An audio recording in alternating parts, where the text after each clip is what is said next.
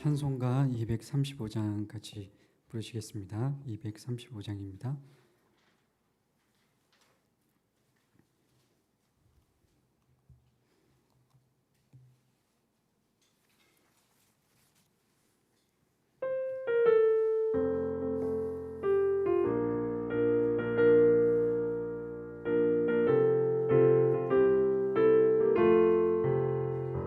보아라 즐거운 우리 집 밝고도 거룩한 천국에 거룩한 백성들 거기서 영원히 영광에 살겠네. 거기서 기쁘고 즐거운 집에서 거기서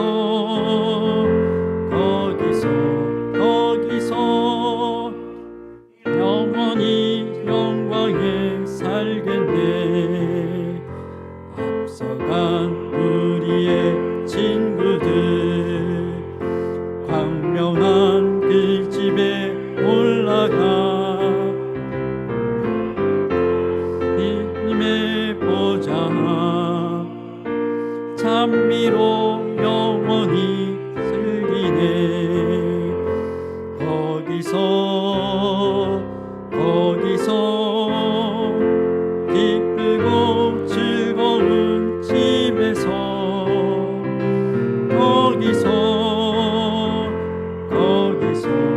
거기서 참고 영원히 즐기네. 우리를 구하신 주님도 거룩한 그 집에 계시니 우리도 이 세상 떠날 때에 주님과 영원히 살겠네. 거기서 기쁘고 즐거운 집에서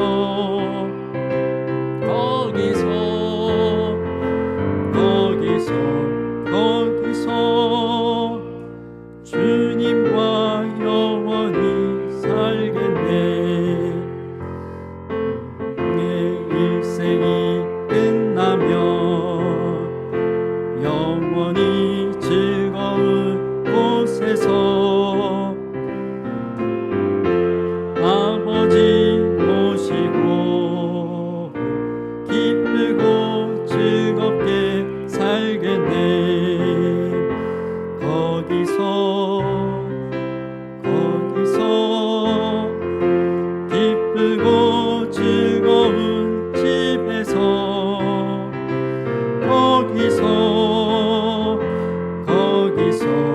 거기서 기쁘고 즐겁게 살겠네. 아멘. 예, 오늘 그 부른 찬송 저희들 보시면 천국 환송 예배라고 저희들이 이제 예배를 드릴 때, 장례 예배를 드릴 때 부르는 찬송인데, 기쁘고 즐거운 집, 그 집이 이제 예수님께서 그곳에 그 거룩한 우리 주님도 3절에 보시면 우리를 구하신 주님도 거룩한 그 집에 계시니 우리도 이 세상 떠날 때 주님과 영원히 살겠네. 그러니까 우리가 치르는, 믿는 사람들이 치르는 그 장례식은 슬픔과 애통하는 그런 장례식이 아니라 기쁨의 환송, 천국 환송 예배다. 그 말씀이 이제 3절에 그렇게 기록이 되어 있는데, 거기서 기쁘고 즐거운 집에서 우리가 영원히 살 텐데 죽음 이후에만 그것을 누릴 수 있는 것이 아니라 그 즐거운 집이 바로 우리가 살아가고 있는 이 땅 가운데서도 이미 하나님의 그 약속의 말씀이 이루어졌고 나중에 또 아직 이루어지지 않았지만 성취될 것이라는 사실을 믿으시고, 그 즐거운 집이 다른 어디보다 이 땅 가운데 가장 그 즐거운 집을 하나님의 그 약속의 말씀에 신실한 그 즐거움이 있는 집이, 그것을 경험할 수 있는 곳이 바로 교회라는 사실을 꼭 기억하시기 바랍니다. 오늘 말씀을 같이 함께 나눌 때 하나님의 그 즐거운 집 교회 안에서 같이 함께 그 주시는 그 약속하신 그 은혜와 사랑을 풍성히 누리는 시간 되시길 축복합니다. 예, 오늘 말씀은 에스겔서 37장 말씀 1절로 7절 같이 함께 살펴보도록 하겠습니다. 에스겔 37장 1절로 7절 말씀. 네, 제가 먼저 읽고 교독하시도록 하겠습니다. 에스겔 37장 1절로 7절 말씀. 여호와께서 권능으로 내게 임재하시고 그의 영으로 나를 데리고 가서 골짜기 가운데 두셨는데 거기 뼈가 가득하더라.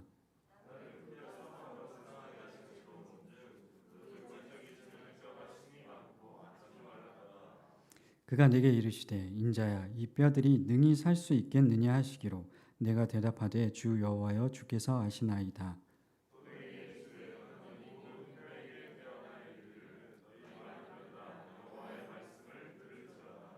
주 여호와께서 이 뼈들에게 이같이 말씀하시기를 내가 생기를 너희에게 들어가게 하리니 너희가 살아나리라.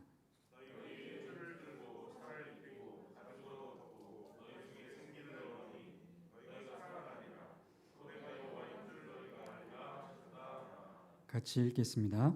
이에 내가 태어날 때 소리가 나고 움직이며 이 뼈 저 뼈가 들어맞아 뼈들이 서로 연결되더라. 아멘.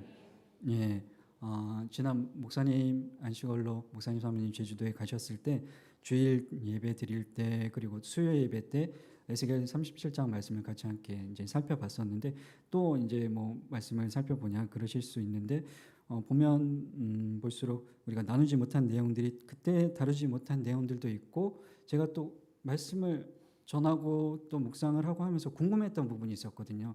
왜 그냥 그 마른 뼈들이 서로 연결이 돼서 힘줄이 생기고 살이 붙고 가죽이 붙고 그 다음에 이제 하나님의 그 생명의 생기가 불어넣어져서 살아나게 하신다고 하는데 그냥 딱 그 뼈들이 죽었던 뼈들이 살아났다 그렇게만 표현하셔도 될 것 같은데 왜 구체적으로 세세히 힘줄과 살과 가죽과 생기를 왜 말씀을 하셨을까? 그것들이 어떤 의미가 있는 것일까? 그냥 간단하게 이제 말씀해 주시면 좋을 것 같은데 구체적으로 세세히 그렇게 이야기하신 이유가 뭘까?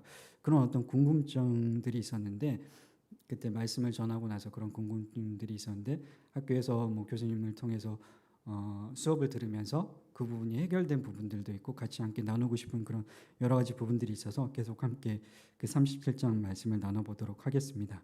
그 에스겔은 구약에 등장하는 여러 많은 선지자 중에 한 명인데 그 선지자들은 그 구약의 선지자들은 그들이 활동했던 그 시기에 따라서 연대순으로 셋으로 나눠볼 수 있다 그렇게 말씀을 드렸었는데 첫 번째는 포로기 이전에 포로로 끌려가기 이전에 그리고 포로기 이전에 너희들이 회개하지 않고 돌아오지 않고 그 우상 숭배 그 잘못된 하나님의 그 언약 백성으로서 하지 않아야 될 행동들 하나님을 배신하고 다른 신들을 이방 신들과 음행하며 그들을 섬기는 그 죄악에서 돌이키지 않으면 너희들이 포로로 끌려가서 괴로움과 고통을 당할 것이다. 그 포로기 전에 이제 그 경고하는 선지자들이 있었고 그리고 포로기 당시에 결국에는 회개하지 않고 돌아서지 않아서 포로로 끌려가서 바벨론으로 포로로 끌려갔을 때 그 끌려간 당시에 활동했던 선지자들이 있고 그리고 세 번째로는 하나님께서 그 말씀을 이제 약속하신 회복 다시 너희들이 귀환해서 하나님의 성전을 재건하게 될 것이다. 그것을 포로기 당시에 하나님께서 그 회복의 약속을 선지자를 통해서 말씀을 하셨는데 실제 그것이 이루어져서 그들이 귀환해서 성전을 재건해 나가는 그 과정 가운데 활동했던 세 가지 그 연대순으로 포로기 전에, 포로기 당시에, 포로기 이후에 그렇게 활동했던 선지자들로 나눠볼 수 있는데 에스겔은 그 세 가지 연대순의 선지자들 중에 어떤 시기의 선지자일까요?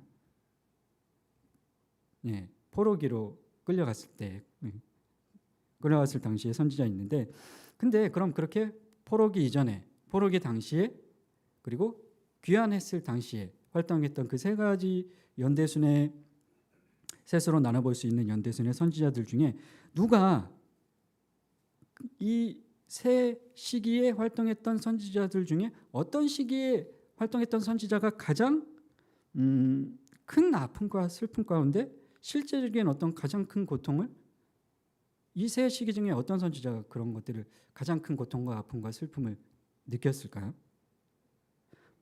포로기 전에도 경고할 때 그때도 괴로움과 고통을 느꼈겠지만 너희들이 돌아오지 않으면 정말 큰 아픔과 고통을 당할 것이니까 돌아와라. 그렇게 포로기 전에 활동했던 선지자도 그런 어떤 안타까움과 아픔과 슬픔이 있었겠지만 포로기 이후에 귀환했을 때도 귀환해서 성전을 재건해 나가는데 방해하는 세력 때문에 그리고 여전히 지난 죄에서 회개하지 않고 돌아서지 않는 이스라엘 백성들의 우매한 모습들 때문에 안타까움과 슬픔에 그런 슬픔에 빠져 있는 모습이 세 시기에 동일하게 나타날 수 있지만 아무래도 실제 포로로 그러니까 내 나라가 없이 남의 땅에 가서 이방 민족으로 그리고 그냥 이방 민족일 뿐만이 아니라 노예로 포로로 끌려가서 핍박과 억압을 당하고 있는 포로기 당시의 선지자들이 좀 가장 큰 어떤 고통과 아픔과 슬픔을 절망적인 그런 상황들을 그런 감정들을 경험하지 않았을까 그런 생각이 드는데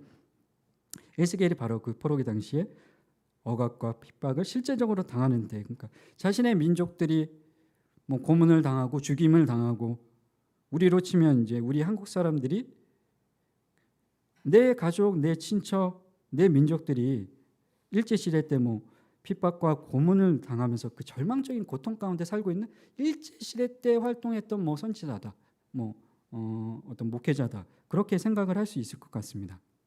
그런 감정이 잘 드러나는 표현이 이제 저희들이 읽었던 표현 중에 하나님께서 에스겔에게 이 죽은 뼈 무덤이 저렇게 이렇게 뼈들이 무덤처럼 쌓여져 있는데 1절 2절에 보시면 그 뼈들이 살아날 수 있을 것 같냐 하고 하나님께서 3절에 물어보시는데 에스겔에게 3절에 보시면 그가 하나님께서 에스겔에게 이르시되 인자야 이 뼈들이 능히 살 수 있겠느냐 하나님께서 물어보시는데 에스겔이 내가 대답하되 주 여호와여 주께서 아시나이다.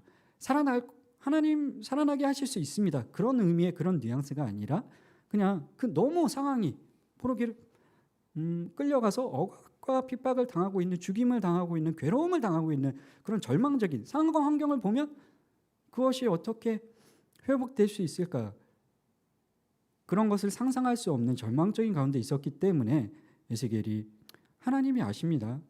모르겠습니다. 저는 그럼 약간 부정적인 뉘앙스로 그런 대답을 하고 있는 것을 볼 수 있는데 이런 절망적인 상황 그런 가운데서 그 절망적인 상황을 타개하고 하나님께서 회복시켜 주실 것이다. 그 눈물이 기쁨이 되게 하시고 그 슬픔이 희락이 평안이 되게 하실 것이라는 그 약속의 말씀이 살아나게 하실 것이라는 회복되게 하실 것이라는 그 약속의 말씀이 도무지 상상이 되지 않는 그런 상황들 가운데 혹시 놓여져 계시지는 않습니까? 우리 가정 가운데 아니면 내 삶 가운데 내가 그런 핍박과 억압과 사단이 나를 너무 지나치게 괴롭게 하는 내 육체적으로 경제적으로 사람들과의 관계 속에서 그런 어려움을 하나님의 그 회복의 약속의 말씀이 정말 이루어질 것이라는 믿음을 기대하기보다 여기에 너무 지금 현재 당하고 있는 상황과 환경에 너무 몰입이 되어서 하나님의 약속이 성취될 것을 잘 상상할 수 없는 에스겔이 보였던 반응이 우리 안에 혹시 있지는 않는지 뒤돌아보시기 바랍니다. 하나님은 전능하신 분이심을 믿으십니까? 못할 일이 없으신 전능하신 분이실 뿐만 아니라 하나님은 전능하실 분이신 뿐만 아니라 우리에게 어떤 회복과 어떤 기적의 그 약속을 하나님께서 말씀하실 때 그 말씀하신 것을 반드시 이루시는 우리 인간들은 약속하고도 지키지 않는 일들이 너무나 다반사지만 하나님께서는 약속하신 일을 반드시 이루시는 신실하신 분이심을 믿으십니까? 하나님은 전능하신 분이시고 못하실 일이 없으신 우리가 지금 처해 있는 상황과 환경이 아무리 암담하다고 할지라도 절망적이라고 할지라도 그 상황과 환경을 초월해서 모든 것들을 회복시키실 수 있는 전능하신 분이시고, 전능하신 분이실 뿐만 아니라 우리에게 약속하실 때, 그 회복의 약속의 말씀을 우리에게 주실 때 그 약속을 반드시 이루시는 분, 신실하신 분이심을 믿으시기 바랍니다. 그럼 그 에스겔 환상처럼 지금 내가 처한 상황과 환경이, 그 사람들이 죽은, 한 사람이 죽은 게 아니라 여러 많은 사람들이 죽어서 뼈무덤을 이루고 있는데, 그 뼈무덤 속을 바라보고 있는 것처럼 절망적인 핍박과 고통과 슬픔 가운데 도무지 내 상황이 어떤 소망이 보이지 않는 그런 상황이라고 하더라도 정말 하나님께서 전능하신 분이시고, 그리고 약속하신 것을 반드시 이루시는 신실하신 분이시라는 사실을 믿으신다면, 우리 죽었던 마른 뼈가 힘줄이 생겨나고 살이 붙고 가죽이 붙고 하나님께서 생기를 불어 넣어 주셔서 회복되게 하시고 살아나게 하시는 그 약속의 말씀이 오늘 나에게 하시는 약속의 말씀이다. 오늘 나에게 그 기적, 에스겔이 보았던 그 기적의 환상이, 뼈들이 서로 연결이 되고 살이 붙고 가죽이 붙고 힘줄이 생겨서 다시 사람으로 살아나게 하시는 그 약속, 그 기적이 나의 기적이라는 사실을 믿으신다면, 그 약속이 그럼 언제, 지금 내 상황은 절망적이고 암담한데 그 약속이 그럼 언제 성취가 될까요? 전능하신 분이시고 약속에 신실하신 분이신데 나는 그것을 믿는데, 그럼 그 약속이 언제 성취가 되겠습니까? 에스겔은 언제 이루어질 거라고 생각을 했겠습니까? 하나님께서 그 환상을 보여주셨을 때 그 본 다음 날 이루어질 것이라고 에스겔이 상상을 했을까요? 아니면 나중에 메시아가 오실 것인데 그 메시아가 오셔서 이 포로 생활을 우리의 왕이 되셔서 이 대적들을 물리치고 다시 우리나라를 회복시켜 주실 것이다. 메시아가 오시면 그때 이루어지겠지, 그때 회복되겠지, 그렇게 생각을 했을까요? 언제 이루어질 것이라고 생각을 했을까요? 우리는 하나님께서 전능하신 분이시고 약속에 신실하신 분이시라는 것을 믿는데, 우리를 회복시키실 것이라는 그 약속에, 나에게 하시는 그 약속의 말씀이 언제 어디서 어떻게 이루어질 것이라고 생각을 하십니까?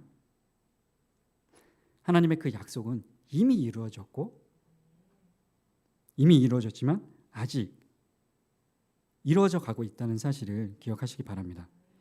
현재적이면서 동시에 이루어졌고 성취가 되었고 성취되어져 가고 있다는 사실을 잊지 마시기 바랍니다.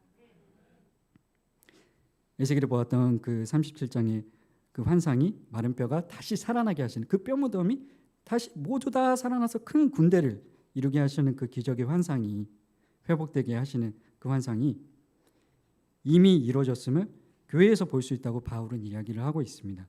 에베소서 2장 1절 말씀 제가 읽어드리도록 하겠습니다. 에베소 2장 1절은 이렇게 기록이 되어 있습니다.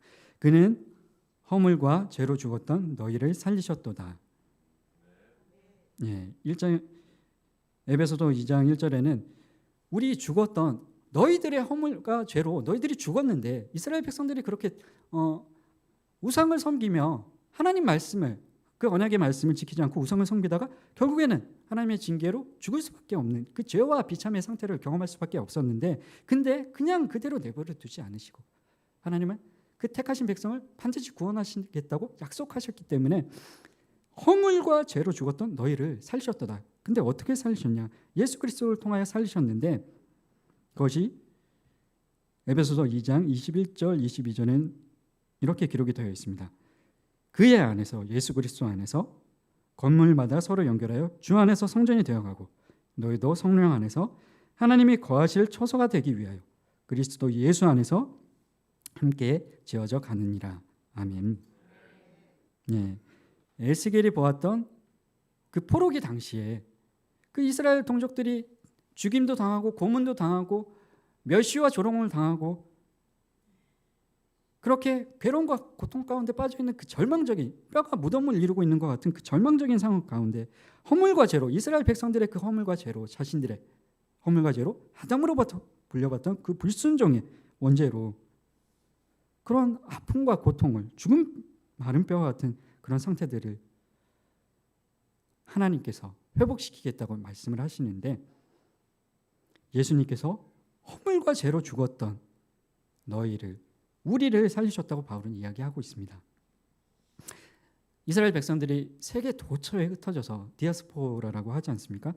뼈가 그렇게 한 사람이 하나로 연합되어 있으면 살아 있으면 하나인데 죽으면 살이 다 썩고 힘줄이 사라지고 가죽이 없어지면서 다 흩어지게 되지 않습니까?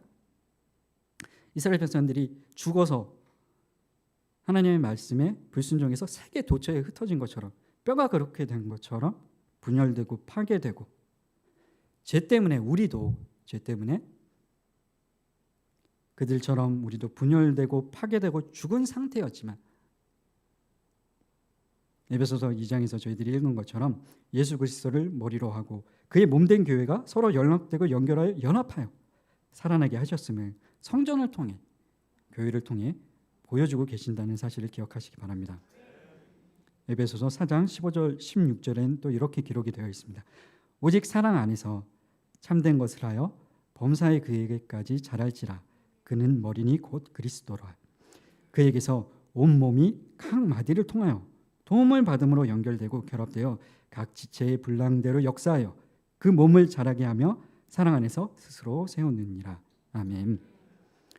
2장에서도 에베소서 2장에서도 그렇고 4장에서도 그렇고 동일하게 바울이 이야기를 하고 있습니다.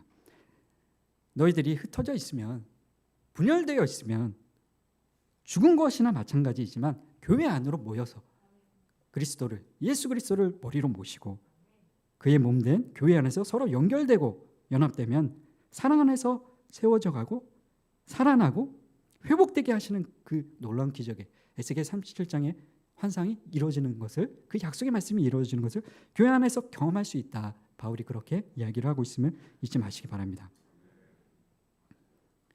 그 에스겔 37장의 말씀은 지금 교회를 통해서 이미 성취하셨고 우리가 이 땅에서 죽게 되더라도 아까 저희들이 찬송을 불렀던 것처럼 이미 예수 그리스도께서 하늘에서 그 즐거운 집에서 우리의 처소를 예비하고 계시고 이미 이루어졌고 아직 성취되지 않았지만 완성되어져 가고 있다는 사실을 기억하시기 바랍니다. 그 본향이 하늘에 예비되어 있음을 기억하시고 소망 가운데 하나님의 은혜를 누리시길 축복합니다. 팔과 다리가 떨어져 나가면 죽은 것처럼 우리 팔이 잘려나가거나 우리 머리가 잘려나가면 죽은 것처럼 분열되고 파괴되면 흩어지면 마른 뼈가 되는 것처럼 교회 안에서 떠날 때 교회 밖으로 떠날 때 우리는 죽게 될 수밖에 없다는 사실을 잊지 마시고 반대로 교회 안에 있을 때 우리는 우리 생명이 살아나게 되는 것을 우리 영혼이 살아나게 된다는 것을 하나님께서 그것을 약속하셨다는 것을 잊지 마시기 바랍니다. 교회로 들어오셔서 각각의 뼈 마디가 연결되는 것처럼 성도들이 함께 연합이 되고 그리스도와 함께 한 몸을 이룰 때 우리는 살아날 수 있음을 기억하시기 바랍니다.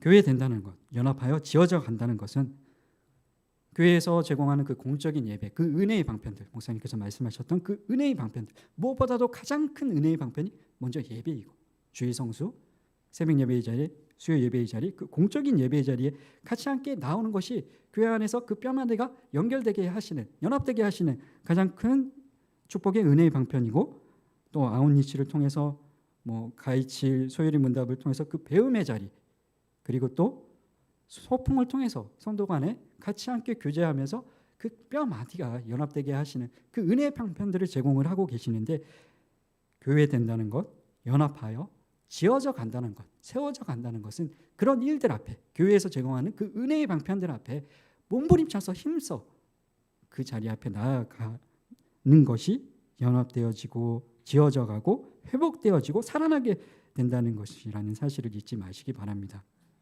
지난 소풍 때 저희들이 주일, 월요일 1박 2일로 소풍을 다녀오지 않았습니까?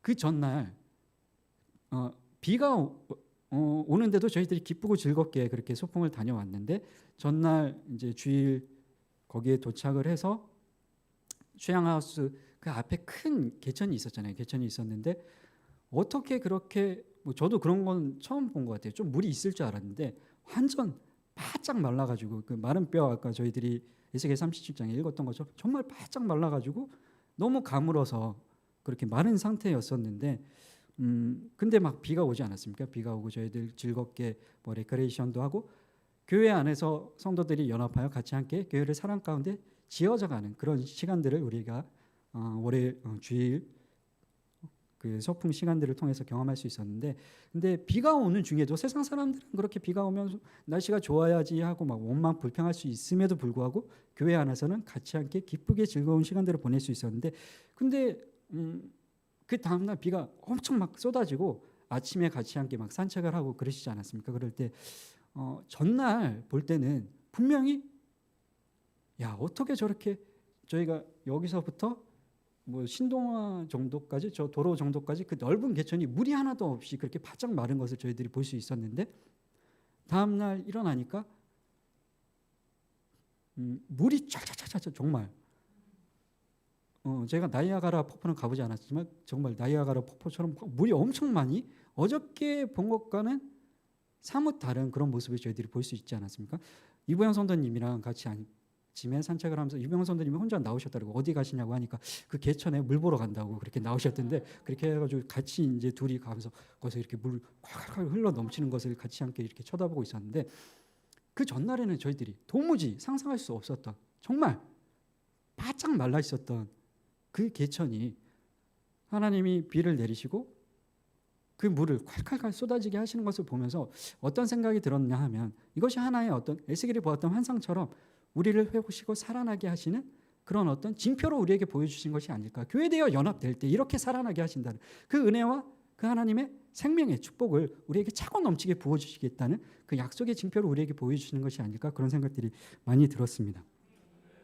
징표일 뿐만이 아니라 또 저희들이 그런 간증들을 듣지 않았습니까? 손원재 성도님 가정을 통해서, 또 고정은 집사님, 윤태희 성도님 가정을 통해서 교회 안에서 우리 가정이 회복되고 교회 안에서 지어져 가고 살아나게 하시는 그 기적의 은혜를 같이 함께 누렸다. 그런 것들을 같이 함께 기쁨으로 그런 모습들을 간증하시고 우리도 같이 함께 기뻐할 수 있는 모습들을, 교회 안에서 그런 것들을 우리가 누릴 수 있지 않았습니까?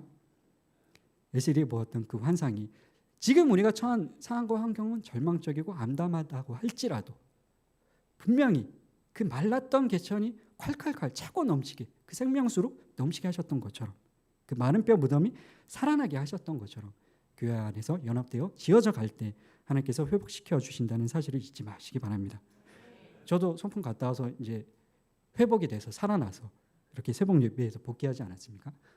하나님께서 목사님, 사모님을 통해서, 교회를 통해서 여러분을 살아나게 하시려고 제공하는 그 은혜의 방편들, 예배의 자리, 교육의 자리, 소풍, MT, 아웃리치, 그 자리에 몸써 힘써 나아가시고, 또 아웃리치를 위해서 저희들이 이제 주중에도 모이고 여러 많은 시간들을 가지게 될 텐데, 그것이 우리의 어떤 노동과 시간과 체력을 갉아먹는 시간이 아니라 도리어 교회 안에서 지어져가고 회복되게 하시는 놀라운 축복의 시간이라는 사실을 기억하시고 자원하는 마음으로, 억지로가 아니라 기쁜 마음으로 참여하시고 그 시간들 가운데 살아나게 하시고 회복되게 하시는 하나님의 은혜와 축복을 풍성히 누리시길 축복합니다. 같이 함께 기도하도록 하겠습니다.